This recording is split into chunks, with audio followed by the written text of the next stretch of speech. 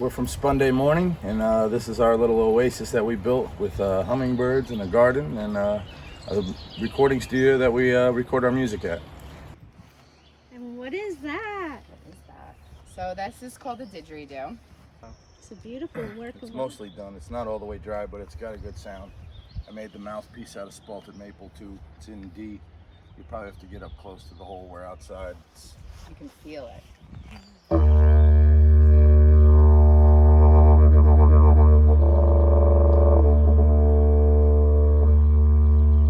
And do you play this instrument in your band? I do not currently. It is, yeah, I haven't had one in forever. I gave the friends that could play them really good. I ended up giving them to them and selling them to them.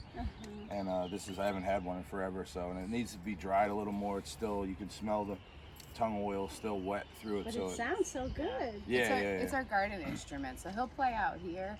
And tell him about the one time you were playing in the deers. Oh, I was out here playing, and I guess the deer were right around the corner there, and I didn't know.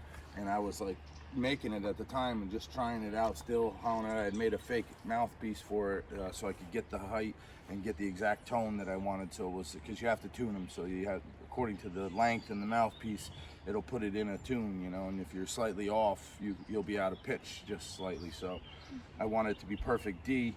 And I started playing, and all of a sudden these deer just ran out, and they were all babies from probably last year, you know, medium-sized deer. And they ran out scared, and they ran right over here and stopped. And one instantly, like, I started playing again just to soothe them, because most of the time when they hear it, they don't freak out. But it was me, like, banging it and picking it up that scared them. And then the one, like, got all excited, and he just did this rambunctious circle, and he ran up through the yard, and he was doing, like, bucking and kicking, like, having fun. And I was just sat there playing, like, and They were dancing. Yeah. They were dancing. So this will actually have a key, like a. Oh yeah, they're in all different keys. Like a harmonica. Basically, the deeper, this is right on the cusp of where a professional would want, because it's on the D. It's right on the higher line, but it still has the lows, and you can do all that. But most of the time, the higher they get, the harder it is, and the more mouth sounds you can get. So a more complex player will go that route, but you lose that essence of being able to play with anything because you have the deep tones. So this is like right on the brink of acceptability of playing with. And there's such a thing as a professional didgeridoo player? Oh yeah. There's tons of them. They're all out there. They sit there and they loop, and then they'll play different didgeridoos. It takes me forever just to get the circular breathing back in summer pollen. I don't like. You have to be able to blow up your cheeks like playing trombone, or trumpet. You know, they get the deep, and then you lower your jaw to keep that pressure going, and then you sneak little breaths of air through your nose, you know, and half the time my sinuses clog up in the summer, so I don't even. That's like what an oboe player has to do, right? Breathe in the nose and breathe out at the mouth at the same time. Yeah, if they want to keep that tone going, they have to learn to circular breathe. I'm not that great at it. I used to be. You can learn really great ways with a straw and a cup of water, because it's so tiny, and you blow the bubbles, and if you can keep the bubbles constantly going while sneaking a breath, then you go to a bigger straw, and then eventually to a didgeridoo. Training. You said the kids are always really good at learning because you just tell them, you just make a raspberry and blow. Yeah, kids can play them instantly. It's funny. Kids can get right on them, lock into them, play them. Adults sometimes never can play them. It's so cool. I'm definitely not a professional. I'm better at singing and playing guitar than didgeridoo any day. Professional didgeridoo maker. I am. This is nature made this and just handed it to me. And they you know, typically end here so that the sound's going into the ground, so you have to hold it up.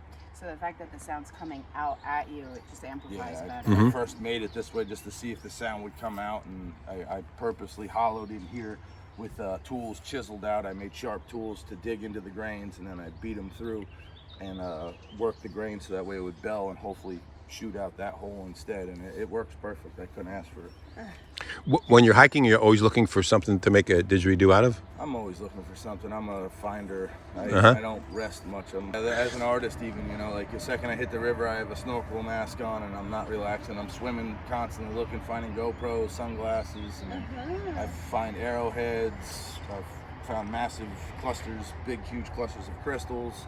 Yeah, I find a lot of things. I'm always, my eyes are constantly scanning. It's an artist's eye. He's a tracker and a treasure hunter. A little bit of everything. Yeah. I make wood carvings. I've done painting. I find that you got to express yourself in life. You know, that's the only way.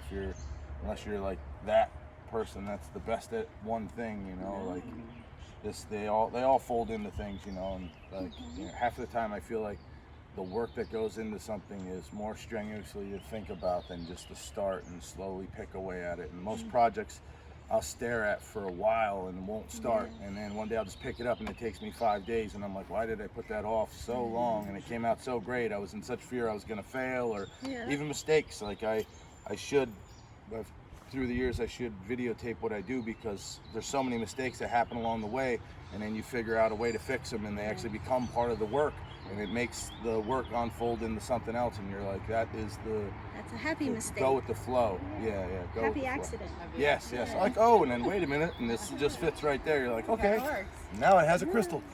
Even, you know, I thought about this for 2 years until the wood came to me, and then I'm like, I could do that. Wow. And then I was still looking at it like to just debark it, you know, and sit there and take the time to slowly, without making marks and mars, to just pick the bark off, you know. It's like, but love of labor, and I doubt I'll ever see a didgeridoo like this.